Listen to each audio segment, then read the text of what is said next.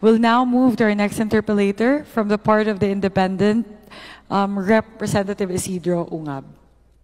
You have the floor, sir. Thank you. Thank you, Madam Chair. I have a question to DPWH. Perhaps Secretary Vince could delegate this to one of his deputies, considering that bago pa siya nakaupo. My question is this. What happened, anong nangyari sa big ticket, high impact flood control projects that were funded by ODA? They were lodged under the Foreign Assisted Projects, or FAPs. I think this was presented in the 2024 budget and 2025 budget. Can you give me an explanation or clarification on that? Kasi malaki to, malalaki to. I understand that the foreign creditors here are JICA, Asian Development Bank, World Bank, IBRD, Asian Infrastructure Investment Bank, Korea Economic Cooperation Development Fund, and the government of China. Pag na-approve na kasi yan, yung mahaba yung proseso, very technical. Kompleto yan, feasibility study, everything. Pumasa na ito sa DBCC, pumasa na sa Monetary Board, at saka meron ng sovereign guarantee. Anong nangyari? Please clarify, Your Honor. Mr. Chairman, Honorable Sid Ungab, if I may just ask Undersecretary Emil Sidain, who is in charge of our foreign assisted projects, to respond.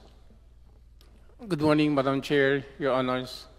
Relative to the ODA or foreign funded projects, which are actually the high impact projects, this has been actually implemented, Madam Chair, Your Honors, in most of our yearly implementations since the past administrations until now. But it goes through the process of approval from the NEDA, previously with NEDA, passing through the ICC Technical Board, then once it goes up to ICC Cabinet Committee, all the way to the NEDA Board. And until now, Mr. Chair, all these flagship projects goes to the proper vetting of all the line agencies for review.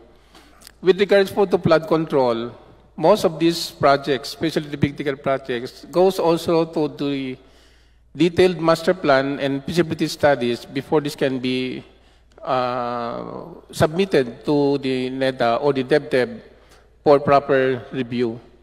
And with this, Mr. Chair, once it goes through the approval, the lending institution, if this is actually with JICA, World Bank, ADB, or Korean Exim Bank, the appraisal mission has to come to the Philippines for a more rigid evaluations of the same. So, napakasinsinan po ang review, but isang importante po dito that we have to recognize, the NEDA ICC has to evaluate the projects on a threshold that all projects that should be funded through foreign should go a threshold passing the 10% economic internal rate of return. Meaning if the IR is low, there could be no ROI or impact to the government and to the public. So isa po yun din na tinitignan po ng ating mahal na Pangulo once it reaches the EDC, the Executive Development Council, all these projects can really give a high boost to the economic development of the country. Now, Mr. Chair, with regards to the funding, we got actually funds as early as 2022, 23, a very minimal budget compared to the NEP that was actually foreseen for release. Bumababa po siya doon sa expected. And what is more worse, last year, 2024, we received a zero budget from the GAA. May dumating naman po ito, pero these are actually more on the unprogrammed budget. So meaning, wala po siya sa priority as to budgeting, and the unprogrammed normally comes out on the third and fourth quarter. So the effect for the insufficiency of funds or the lack of funds from the program line items of these flagship projects can eventually result into a slowdown of implementation, the suspension or delay also on the procurement kasi wala po katayong CAF or the Certificate of Ability of Funds, so you cannot proceed with the bidding. And more worse, it can also generate a commitment fee, because all loans are given a prescribed timeline, and this timeline, inclusive of the funding and as well as the component by project implementation, should be properly approved and implemented by the line agency, which is DPWS. So kung bitin po yung pondo, we always drag it to a more delay, more timelines that are necessary to complete the whole projects. Yun po ang problema namin. That's why in the next year budget, we would like to get the most exact NEP as actually been proposed in the DPWH for 2026 po. Thank you po. Thank you, Madam Chair. Madam Chair, I would like to simplify what really happened, the transformation of those ODA-funded projects in 2024 and 2025. I have here the 4 books of the budget books.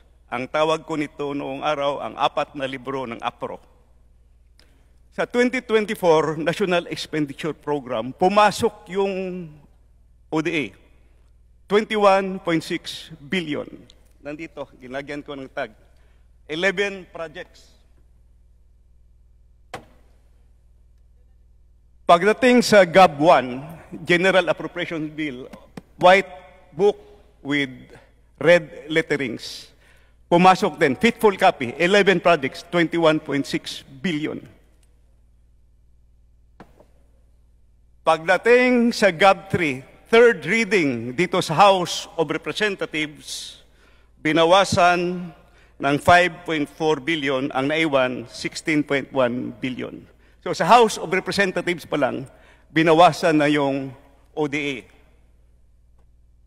And you know what happened pagdating sa GAA.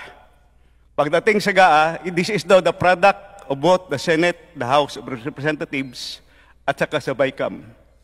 0 kinatay yung buong ODA. Nakakahiya sa ating mga foreign creditors. Punta naman tayo sa 2025. Ito yung ginawa. As is, yung proposal, National Expenditure Program, 11 projects, foreign funded, 11 total of 27.5 billion. Nandito, nilagyan ko ng marker.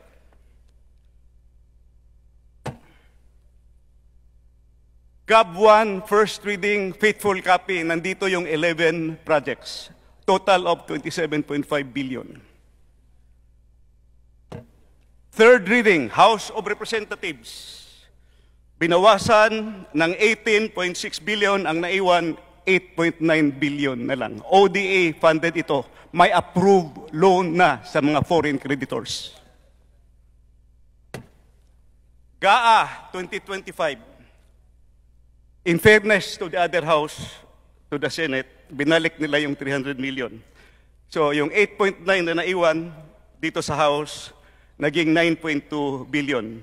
Walang binawas pagdating sa Senado, pero ang overall total, ang nabawas is 67% of the flood control budget, which are big ticket. Pag sinabing big ticket, malalaki ito. These are the, kumbaga, superhighway, dito dadalo yung maliliit. So what happened to the ODA projects? It's very simple. Tingnan nyo lang. Nawala yung big ticket projects at nagsusulputan na parang kabuti yung maliliit na projects. Makita nyo yan sa budget. In other words, gichap-chap yung ODA foreign funded projects pumunta sa maliliit na mga proyekto. So, sino ang members ng chap-chap gang dito? So, I have 3 questions for DPWH. First question ko, kung natuloy sana itong mga proyekto, 2 taon yung 2024 zero budget, reduced by 67%. Please wind up, Honorable Sir. These are very important questions, Your Honor. The public should know this. First question ko, kung natuloy itana itong mga proyekto na ito, could have this help solve the problems in Metro Manila? Kasi nandito yung Metro Manila Flood Control Project at saka yung Pasig Marikina Channel Improvement. Second, sayang wala si Secretary Bunuan. I'm going to ask him sana dito. Did Secretary Bunuan reported this to the President? Kasi kung 2024 pa lang, na zero na yung ODA, sana hindi na mangyari yung 2025. Di ba? Last question para sa DPWH. Can we still avail of those loans? Kasi nagbayad na tayo ng commitment fee. So, Secretary Vincison, I know you are a finance guy also. Sayang yung long-term, kaya nga malalaki yun, big ticket, long-term project. Saka ito, may study talaga, kumpleto. Pwede ba natin i-reavail yun? At saka yung maliliit na project, yun na lang gawin nating Government of the Philippines counterpart. I hope we can do that. So, yun po, yun lang po ang matanong ko. Sana meron pa akong isang question, hindi ko na lang idagdag. Let's hear from DPWH, Madam Chair. Thank you very much, Honorable Sid Ungab. Sir, tama po kayo, no? Napaka-importante po ng ating mga flagship projects, no? Gago na po yung mga foreign-funded projects, no? Dahil po, hindi po pwedeng madigay ito.